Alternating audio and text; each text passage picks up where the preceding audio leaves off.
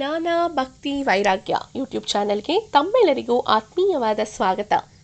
ಕಳೆದ ವಿಡಿಯೋದಲ್ಲಿ ಹೇಳಿದ್ದೆ ಮಾಘ ಮಾಸದ ಪರಿಶುದ್ಧವಾದ ಹುಣ್ಣಿಮೆಯ ಮಹತ್ವವನ್ನು ಹಾಗೂ ಮಾಘ ಮಾಸದ ಹುಣ್ಣಿಮೆಯನ್ನು ಏಕೆ ಆಚರಿಸಬೇಕು, ಮಾಘ ಮಾಸದಲ್ಲಿ ಯಾಕೆ ಅತ್ಯಂತವಾದ ಶುಭ ದಿನಗಳು ಇವೆ ಅಂತ. ಮಾಘ ಶುದ್ಧ ಹುಣ್ಣಿಮೆಯನ್ನು ಭರತ ಹುಣ್ಣಿಮೆ ಅಂತಲೂ ಕರೀತಾರೆ. ಈ ದಿನವನ್ನು ವ್ಯಾಸ ಪೌರ್ಣಮಿ, ಮಾಘ ಹುಣ್ಣಿಮೆ, ಭರತ ಹುಣ್ಣಿಮೆ ಎಂದು ಕರೆಯೋದಕ್ಕೆ ಕಾರಣ ಆದರೂ ಏನು ಅಂದರೆ, ವೇದವ್ಯಾಸರು ಹಲವು ಬಾರಿ ಅವತಾರಗಳನ್ನ ಮಾಡಿದ್ದಾರೆ. ವೇದವ್ಯಾಸರು ಬೇರೆ ಯಾರೂ ಅಲ್ಲ, ಸಾಕ್ಷಾತ್ ವಿಷ್ಣುದೇವರ ಅವತಾರ. ವೈಶಾಖ ಶುದ್ಧ ತ್ರಯೋದಶಿ, ವೈಶಾಖ ಪೌರ್ಣಮಿ, ಆಷಾಢ ಪೌರ್ಣಮಿ, ಕಾರ್ತಿಕ ಪೌರ್ಣಮಿ ಹಾಗೂ ಮಾಘ ಪೌರ್ಣಮಿಯನ್ನು ಈ ಮಾಘ ಮಾಸದಲ್ಲಿ ವಿಶೇಷವಾಗಿ ಆಚರಣೆ ಮಾಡ್ತಾರೆ. ಬೇರೆ ಬೇರೆ ಯುಗಗಳಲ್ಲಿ ಬೇರೆ ಬೇರೆ ದಿನಗಳಂದು ವೇದವ್ಯಾಸರು ಅವತರಿಸಿದ್ದಾರೆ.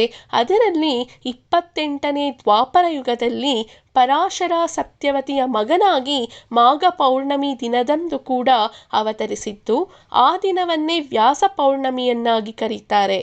ಮಹಾಭಾರತದ ಕರ್ತೃಗಳಾಗಿರೋದ್ರಿಂದ ಅದನ್ನು ಭಾರತ ಹುಣ್ಣಿಮೆ ಅಥವಾ ಭರತ ಹುಣ್ಣಿಮೆ ಎಂದೂ ಕರೀತಾರೆ ಎಂಬ ಒಂದು ಹಿನ್ನೆಲೆ ಇದೆ.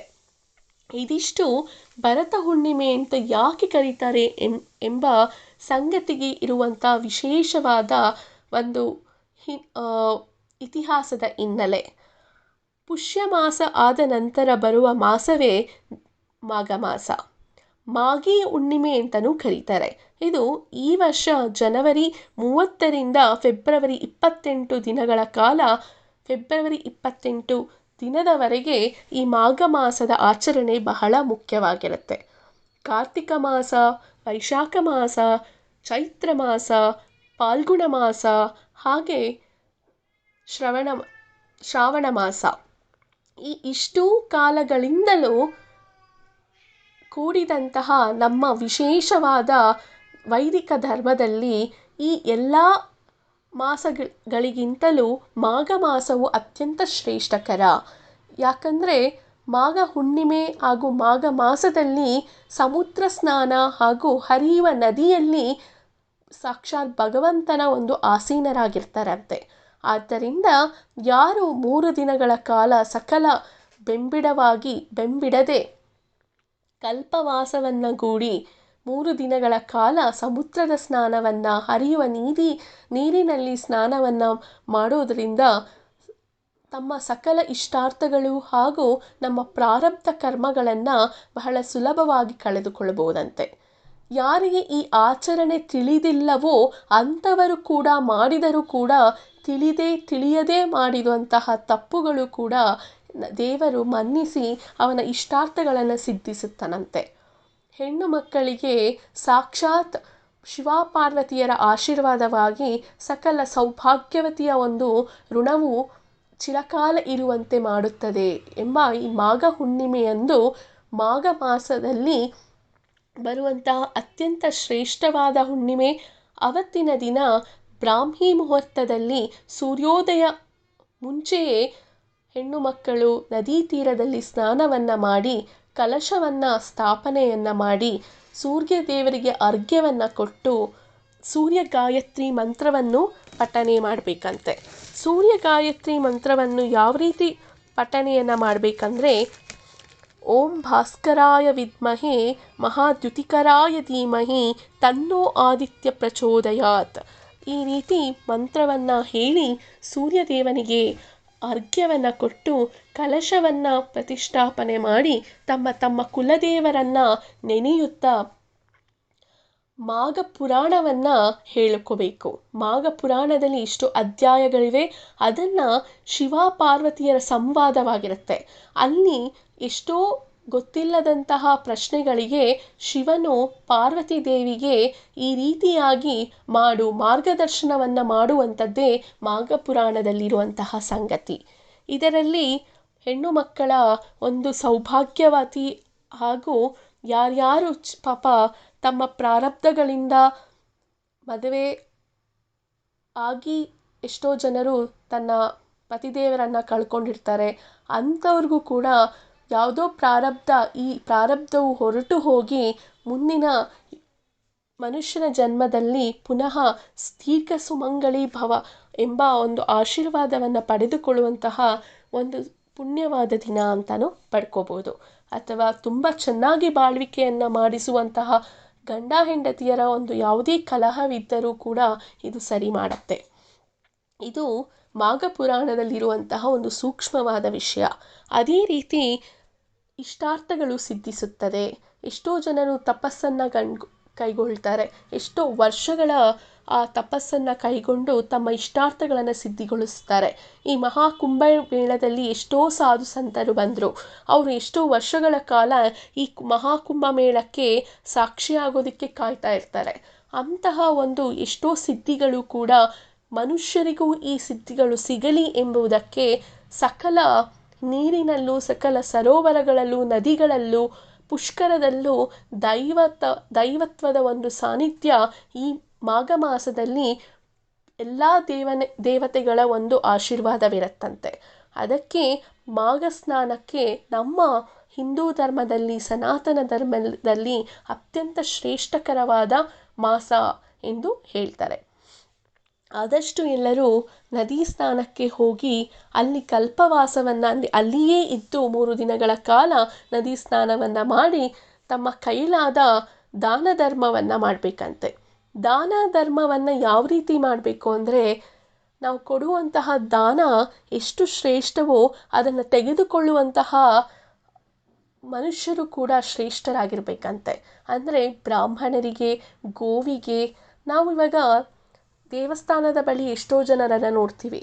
ಆದರೆ ಅದು ಅವರ ಪ್ರಾರಬ್ಧ ಕಳ್ಕೊಳ್ಳೋದಕ್ಕೆ ಅವ್ರಿಗೆ ಆ ಶಿಕ್ಷೆಯನ್ನು ನೀಡಿರ್ತಾನೆ ಭಗವಂತ. ಅದನ್ನು ನಾವು ನಮ್ಮ ಪಾಪವನ್ನು ಕಳ್ಕೊಳ್ಳೋದಕ್ಕೆ ನಾವು ದಾನವನ್ನು ಮಾಡ್ತೀವಿ. ಅದು ತಪ್ಪು ಸಂಗತಿ. ನಾವು ಅದರಿಂದ ದಾನವನ್ನು ಮಾಡೋದ್ರಿಂದ ಒಂದು ಮಾನವೀಯತೆ ದೃಷ್ಟಿಯಲ್ಲಿ ಅವ್ರಿಗೆ ತಿನ್ನಲಿಕ್ಕೋ ಏನಕ್ಕೋ ನಾವು ಆಹಾರವನ್ನು ಕೊಟ್ಟರೆ ಒಳ್ಳೆಯದು. ಅದೇ ನಾವು ಹಣದ ಸಹಾಯವನ್ನು ಮಾಡಿಬಿಟ್ರೆ ಅವರು ಅದನ್ನೇನು ಆ ಹಣದಿಂದ ಕೆಲಸವನ್ನು ಮಾಡ್ತಾರೋ ಅದರ ಪುಣ್ಯ ಮಾಡಿದ್ರೆ ನಮ್ಗೆ ಒಳ್ಳೆಯದೇ ಆಗುತ್ತೆ. ಅದರ ಪಾಪದ ಕೆಲಸವನ್ನು ಮಾಡಿದ್ರೆ ಆ ಪಾಪ ನಮಗೂ ಒಂದು ಪಾಲಷ್ಟು ಬರುತ್ತೆ ಎಂಬ ಒಂದು ವಿಶೇಷವಾದ ಸಂಗತಿ ಈ ವೈದಿಕ ಧರ್ಮದಲ್ಲಿದೆ. ಅದು ಎಷ್ಟೋ ಜನರಿಗೆ ಗೊತ್ತಿಲ್ಲ. ನಾನು ಕೂಡ ಈ ತಪ್ಪುಗಳನ್ನು ಮಾಡ್ತಿದ್ದೆ. ಈಗ ತಿಳಿದುಕೊಂಡ ಮೇಲೆ ಯಾರಿಗೆ ದಾನವನ್ನು ಶ್ರೇಷ್ಠವಾಗಿ ನೀಡಬೇಕು ಎಂದು ಸಹವಾಗಿ ಸಾಕ್ಷಾತ್ ಭಗವಂತನೇ ಭಗವದ್ಗೀತೆಯಲ್ಲಿ ಉಲ್ಲೇಖ ಮಾಡಿರೋದ್ರನ್ನ ನೋಡಿದಾಗ, ಕೇಳಿದಾಗ ನಾವು ಯಾರಿಗೆ ದಾನವನ್ನು ಕೊಟ್ಟರೆ ನಮಗೆ ಎಷ್ಟು ಶ್ರೇಯಸ್ಸನ್ನು ಉಂಟು ಮಾಡಿ ಅವರಿಗೆ ಎಷ್ಟು ಶ್ರೇಯಸ್ಸನ್ನು ಉಂಟು ಮಾಡುತ್ತೆ ಎಂಬುದನ್ನು ತಿಳ್ಕೋಬೇಕಾಗಿರೋದು ಅಷ್ಟೇ ಅರ್ಥಗರ್ಭಿತವಾಗಿರುತ್ತೆ. ಆದ್ದರಿಂದ ದಾನ ಧರ್ಮವನ್ನು ಗೋವುಗಳಿಗೆ, ಬ್ರಾಹ್ಮಣರಿಗೆ ಹಾಗೂ ಯಾರಿಗಾದರೂ ನೀವು ಮನಸಾ ಇಚ್ಛೆಯಿಂದ ಒಂದು ಬ್ರಾಹ್ಮಣ ಬಡ ಕುಟುಂಬಕ್ಕೆ ದಾನವನ್ನು, ಧನವನ್ನು, ಧಾನ್ಯವನ್ನು ಕೊಡೋದ್ರಿಂದ, ನಿಮ್ಮ ಕೈಲಾದಷ್ಟು ಮಾಡೋದ್ರಿಂದ ನಮಗೆ ಈ ಚಳಿಗಾಲಕ್ಕೆ ಅನುಗುಣವಾಗಿ ಈ ಉಣ್ಣೆ ಬಟ್ಟೆ ಅಂತ ಬರುತ್ತೆ. ಅಂದರೆ ಈ ಕಂಬಳಿಗಳು ಹಾಗೂ ಈ ಚಳಿಯನ್ನು ಹೋಗಲಾಡಿಸಿಕೊಳ್ಳೋಕ್ಕೆ ಬೇಕಾಗಿರುವಂತಹ ಒಂದು ಸಾಮಗ್ರಿಗಳು, ಅಂದರೆ ಸ್ವೆಟರ್ ಆಗಿರ್ಬೋದು, ಶಾಲು ಆಗಿರ್ಬೋದು, ಉಣ್ಣೆಯಿಂದ ಮಾಡಿರುವಂತಹ ದಪ್ಪ ದಪ್ಪ ಬೆಡ್ಶೀಟ್ಸ್ಗಳಾಗಿರ್ಬೋದು, ಈ ಹೊದಿಕೆಗಳನ್ನ ನಾವು ಕೊಡೋದ್ರಿಂದ ಎಷ್ಟೋ ಜನ್ಮದ ಪಾಪವನ್ನು ಕಳೆಯುತ್ತೆ ಎಂಬ ಒಂದು ಮಾಹಿತಿ ಇದೆ.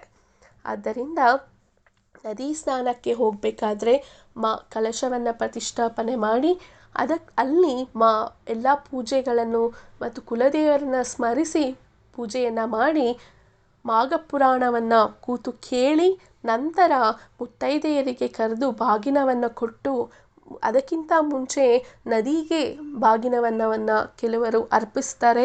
ಆ ಪದ್ಧತಿ ಇಲ್ಲ ಅಂದರೆ ತಮ್ಮ ಮನೆಯಲ್ಲಿ ಬಳಸುವಂತಹ ಸಾಮಗ್ರಿಗಳನ್ನು, ಅಂದರೆ ಅರಿಶಿನ, ಕುಂಕುಮ, ಅಕ್ಕಿ, ಬೆಲ್ಲ, ಒಂದು ತಾಂಬೂಲವನ್ನು ಇಟ್ಟು, ಅಂದರೆ ರೌಕೆ ಬಟ್ಟೆ ಎಲ್ಲವನ್ನು ಇಟ್ಟು ಒಂದು ನದಿಗೆ ಬಿಡೋದ್ರಿಂದ, ತುಪ್ಪದ ದೀಪದೊಂದಿಗೆ ಬಿಡೋದ್ರಿಂದ ಸಕಲ ದೈವ ಸನ್ನಿಧಿ ಅಲ್ಲಿರೋದ್ರಿಂದ ಎಲ್ಲ ದೇವರುಗಳ ಆಶೀರ್ವಾದಕ್ಕೆ ನಾವು ಸಾಕ್ಷಿಯಾಗ್ತೀವಿ.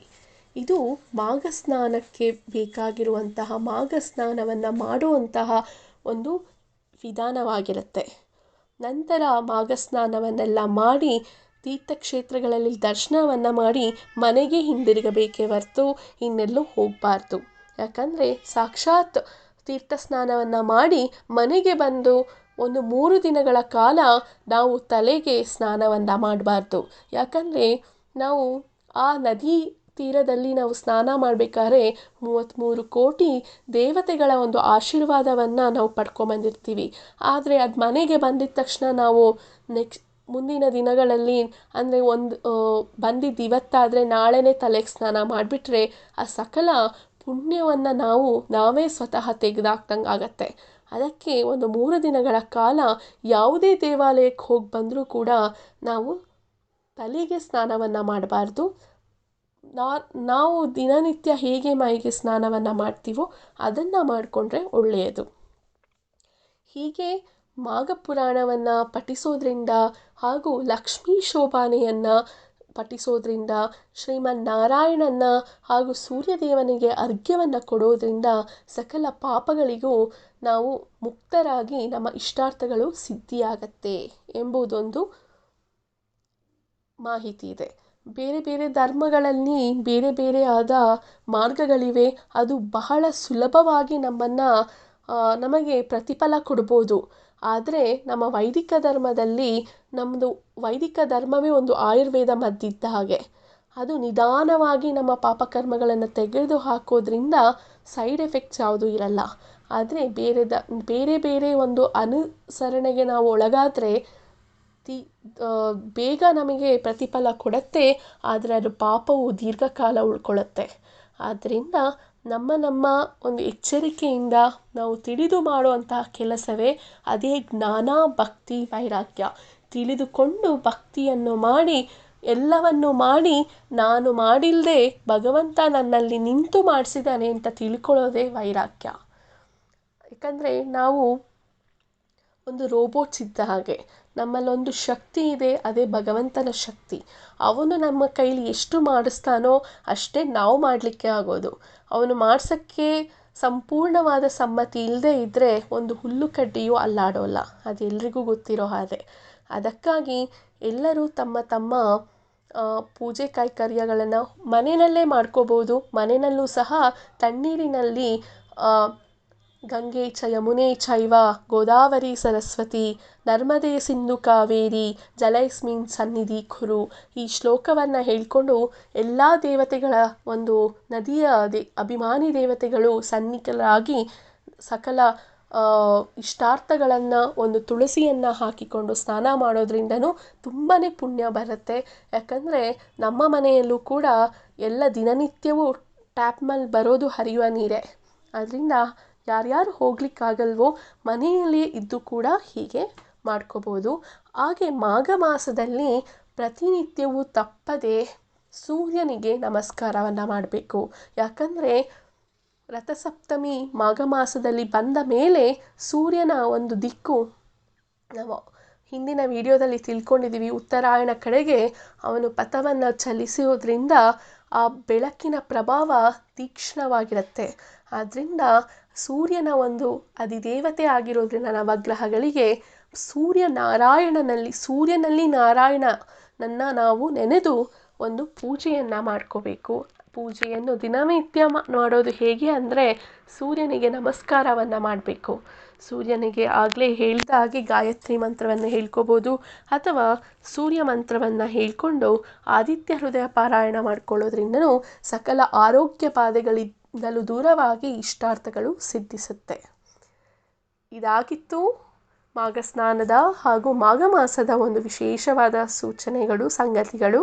ಯಾರ್ಯಾರಿಗೆ ಸಾಧ್ಯವಾಗುತ್ತೋ ನಾಳೆ ಮಾಘ ಹುಣ್ಣಿಮೆ ಇರೋದ್ರಿಂದ ಎಲ್ಲರೂ ಹೋಗಿ ತಮ್ಮ ಹತ್ತಿರದಲ್ಲೇ ಇರುವಂತಹ ಕ್ಷೇತ್ರಗಳಿಗೆ ಹೋಗಿ ಅದಕ್ಕೆ ಪಾತ್ರರಾಗಿ ಅಂತ ಹೇಳಿ, ಯಾರ್ಯಾರು ಪ್ರಯಾಗರಾಜಕ್ಕೆ ಕುಂಭಮೇಳಕ್ಕೆ ಹೋಗ್ಲಿಕ್ಕಾಗಲಿಲ್ವೋ ಕರ್ನಾಟಕದಲ್ಲೇ ನರಸೀಪುರದಲ್ಲೂ ಕೂಡ ಈ ಮಾಘ ಹುಣ್ಣಿಮೆ ಹಾಗೂ ಕುಂಭಮೇಳಕ್ಕೆ ಸಾಕ್ಷಿಯಾಗಲಿ ಅಂತ ಎಲ್ರಿಗೂ ಆ ಭಗವಂತ ಶಕ್ತಿಯನ್ನು ಕೊಡಲಿ ಅಂತ ಕೇಳ್ಕೊತಾ ಈ ಸಂಚಿಕೆಯನ್ನು ಮುಗಿಸ್ತಾ ಇದ್ದೀನಿ. ಮುಂದಿನ ಸಂಚಿಕೆಯಲ್ಲಿ ಸಿಗ್ತೀನಿ. ಅಲ್ಲಿವರೆಗೂ ನಮಸ್ಕಾರ.